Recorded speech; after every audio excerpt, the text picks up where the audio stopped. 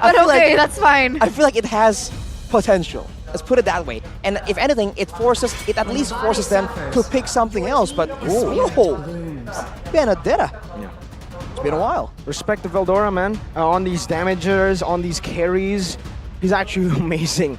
An amazing XP laner, full of potential. We saw that potential with when he was in Evos Icon for WCG and even in MDL. He's always been a very, very good XP when it comes to damage dealing. So let's take a look at Evos Glory now. What do they want to pick? I think at this point they're just going to try to utilize that XP roam flex as much as they can.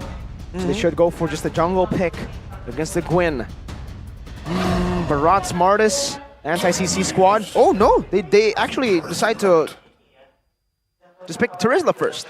So Ruby Roam. They're doubling down on a team fight kind of deal, like a combo, you know, maybe a penalty zone into an I'm offended Eternal Guard, but Bigetron is good at maneuvering around stuff like this. Oh my goodness. I thought that Evos wants it. I guess Bigetron can use it, but now it's the Bruno Digi combo we haven't seen in a while.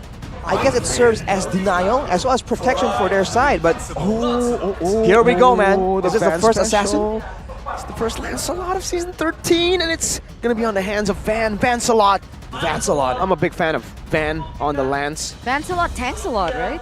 Does he go for damage? Yeah, back then. Last season? Back then, he did go for damage. Oh, let's but see. we'll see what he'll go for. That's not Van. That's not Van. Yeah. Who that?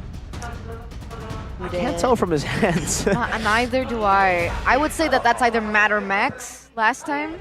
Matt or Max? Yeah, What? they have long nails on their thumbs. Right. Shout out Matt and Max. Don't know where they are right now. They were in secret MPL MY last season. Yeah. Oof. Looking at the stats right here, though, look at that lineup rating, man. It's sky high for Bigetron. Wow. That's the biggest disparity I've seen in a while. Yeah. So let's see if that disparity can win them this series. Ladies and gentlemen, as we're diving into the land of dawn, we see the wings flying high. Will Bigetron continue to soar upon a victory over their fellow Evos Glory, or can Evos force a game number 3? Ladies and gentlemen, welcome to game 2. Oh, okay. So Impure Rage on Van there. This does mean that it's a bit more adaptive, Rashi, yeah? I think so. You can even go for, you know, initially some tankiness and then transition depending on how the game's going. So the flexibility is definitely something that Van is familiar with as a Lancelot player. Yeah, he used it all throughout last season, I think. And let's see how this plays out, because usually we've been talking the whole day about carry and the laning prowess. Now against a Bruno Digi that's just an absolute bully kind of lane. If Brands can survive this laning phase without too much problems, I think that really shows how strong it is. And technically, is there not a single target CC coming in from Bigetron? That could be deterrent to Lancelot? Oh, wait. Vancelot's going to take him pretty low. Supercan still trying to chase with Moreno. They don't get the battle spell, nor do they get the kill. But yeah, what was your question? Rashi remembers. Single target crowd control to shut down Van is what you're asking about. Yes. I think deceptively, I think the reverse time can be a deceptive tool to really just mess with the calculations, the mechanics of Van on that super mobile assassin. Can't he not get out with skill 2 though? Wow, that third goal. It depends on the interaction, right? Which one he uses first, kind of.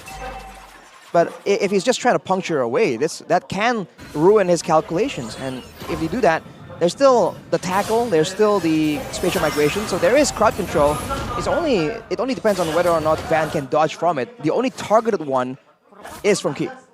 Okay, it's risky, but it might just work, ladies and gentlemen, as we are entering that moment where both of these teams are going to collapse on the next neutral objective here. Oh, and they get it without the help of the Diggy. Eternal Guard comes down.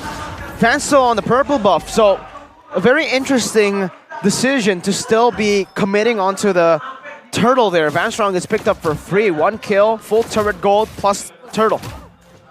Already the pressure in this gold lane. The gold of the turret is completely stripped away. And this is, I wonder if this is where Iman gets left alone, but I guess not. Vanstrong tries to make a play, but no. I think Bigetron just have so much control right here. And Van is going to require a bit longer before he can even try and make something happen. And even then, who is going to set up the kill for him? And that's a problem now, right? Because Brands is falling behind with Key babysitting Ooh. Amon constantly in that gold lane. The keys to victory that Evos Glory had has been completely negated with this particular setup. Looking at the HP bar of Brands though, against a Diggy Bruno, just staying at almost full HP all day, that's kind of impressive. And now Supercan trying to juke around, trying to emote as well, asserting dominance here. Oh, but bot lane. I'm offended. Time journey instantly. Oh, the damage to Key will be assassinated by Van Strong and Brands there. Only the roamer traded in. Brands though finishes that corrosion scythe. Van Square. The Van Square. Van Square. Plus Strong. The Van Strong combo. I guess Key on the Diggy. A lot of people usually voice their disapproval. They want the El Momento, the key to victory plays. On a Diggy, it's less prevalent, but maybe it's just what they need. What? I didn't even get to play-by-play that. going on? Yeah, the camera moved and Van Strong is just gone. Requiem, Wait, was that Moreno? Or? Spatial Migration, Moreno. It was both Ken and Moreno. Ken with the base damage. 4th minute turret take from Bigetron down below. Oh, Eternal Guard on Chorizo. Just a flicker. Penalties on flicker from Veldora. A Vengeance coming down now, trying to survive just a bit, trying to buy some time, but it is going to be a kill over the Warlord. Meanwhile, Ken sets up for the turtle. It doesn't seem like Van is too concerned with that turtle. He's going to be happy with just that kill. Hand cam. Look at this. Mechanics, man. Go for the turtle. Let's go. Super high mechanics on the turtle there. Turtle didn't stand a chance. Man, he's tapping so fast. That's insane. For now, though, it's still almost a waiting game. And somehow I feel like Evos, they're playing the way RRQ was playing with Skylar, but now Van is the one just power farming. He's been just focused more so on the farming instead of the neutral objectives. If you look at the gold, though, he's still not really ahead compared to Supercan. So there's some concern there for sure for Evos Glory. The Warlord's going for that build. Whew. Boom! And the shot, and Ken to Damage. execute. Penalty zone into the time journey, gets out. Oh, the turret shots! Brands very low. A bit too deep just for Van Strong, right? If they got Warlord or Brands in that trade, maybe. But the fact that they traded for Van Strong, who is already kind of expendable. Oof. Happy feet. And the recalls, man. Moreno might be the next Sans here, the way he's recalling, right? Van goes for Fury Hammer. Does that mean he's building damage or tank? That means at least his first item is gonna be more so of a damage item. Also, it gives like cooldown. So that is some hang on. Penetration, extra bit of penetration and damage. So in the early stages, if he's trying to go for Moreno or Key, it's gonna be very valuable. But against Supercan, for instance, not quite. What? Moreno's going in super deep right now into Evil's territory. He took the super out of his name to his playstyle from Super Moreno to Super Deep. Super deep. Mine with the Berserker's Fury though now, those are some hard-hitting crits. So he is on curve, and again, back to the keys to victory. That is not how you want the game to be going. Everyone's probably rotating now towards the turtle. Will Evos Glory feel confident enough to try and go for some kind of exchange right here? Because Bigetron, they're on a roll. He was 2 levels above a Brands. Now Brands is catching up. Oh. Never mind. I keep from forgetting the time. That's an amazing set. Could have been. But now no time journey. Veldora revealed. Oh, cancelled out. He might have to go DPZ. What? He decides to go for the OPZ, and Supercan jumps in now with the Violent Requiem, locking Van Strong down, and Iman picks up the kill. Brands is kiting away. Oh no! But now he gets taken out by the Vengeance of Chorizo. There goes his life. 3 members taken down. A Prelord into Iman's pocket, by the way. As Supercan goes in for more, takes away that purple buff. Man, he was glory. I think they weren't expecting that kind of damage, that amount. Yeah, definitely not. At that kind of speed. So Veldora definitely was making a split-second call here, like, oh, dude, DPZ or APZ? And then he just went for it, and that was just not the way to go. Key, man. This is pretty dirty, man. Moreno reminds me of Sans. Who, Moreno? Yeah. No, yeah, I mean, look at him. He's already doing Navaria things right now. But, dude, these alarm bombs, I think it took Warlord really low earlier. Of course, the alarm bombs, they do more damage the longer the game goes, ladies and gentlemen back at home. So the longer this game goes, the more Evos Glory has to be concerned. And look at Iman. Iman. He's not on the carry, he's not on the tech build, but with a Diggy behind him, he feels fully comfortable just standing there. Come on, look at this poke, right? Look at this game fact. Let's take a look at this game fact. In MPLID Season 12, Diggy from Key has 100% win rate from 5 uses. It could be 100% from 6 uses real soon, looking at how this game is going, because look at the poke, right? You got poke from Key, and then you have poke from Moreno, and then Iman just does Iman things under the turret onto Evos Glory. So even before Evos look for a proper setup, they're already caught super low. That puts them at a disadvantage. What do? Falcom Cell, go get better connection with 3 gigabytes of extra quota. Maybe with a better connection, Evos Glory, let's try and bait something out. The fact is that they have a very good combo, but with a time journey, literally, I'll say 3 members on their team just have their purpose no way! denied. But oh no, the Congo line! Oh my god. Tribute to Cornet, man. Tas from Bigetron Alpha as they wait for the Lord. That is demoralizing. Like, heavily so. Evos Glory.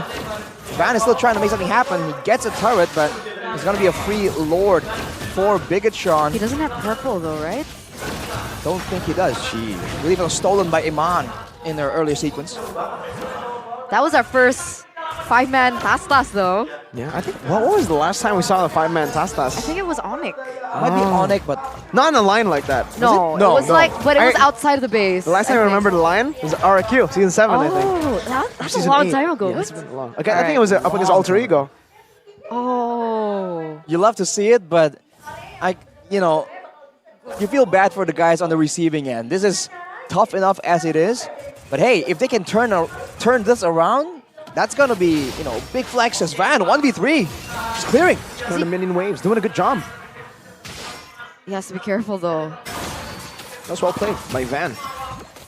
The Lord is still marching down in the bottom side though. Look at the cut by Van. Top side. Ooh. The snipes coming in. Look at the player head-to-head right here.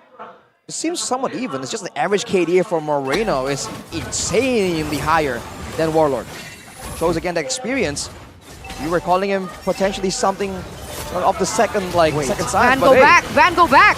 Eternal Guard coming down. Super Cannon with a defensive spatial migration. Key not popping the time journey there. Pops it a bit too late. I don't know if that was a bug, but he was in the little bird form and we did see the time journey. 6.3k. Base turret only down below. Evo still holding strong. This is such an annoying draft, by the way. I just realized. The Oh, Diggy oh, gives Super intel, and so does Novaria. Whoa! He's gone! Yeah. There's no... Oh, no! Oh! That's from missed, and Chorizo doesn't. Penalty zone to the back, and Man again looking for maybe possibly the second Savage. But Brands backs away. The Astral Echo is enough to zone them back. Moreno walks up and shoots Warlord down. Now looking for the siege up top, and Man's back to full HP. And Veldora has no way to engage now. No penalty zone. Warlord trying to defend. Veldora brought back, and again it's an unofficial triple. It's an unofficial maniac for Iman. Holy moly, Brands very low. Moreno recalling in front of their faces. The base is wide open. They're looking for the end right now. Supercan jumps into the back line, able to find a Battle Requiem again as Brands will fall. And the unofficial Savage by Iman. A winning moment brought to you by Samsung Galaxy S24 series. A stomp. Brutal! Brutal, brutal, brutal. Brutal, Bruno. The Red Raider. Bro, man. No, I'll stop.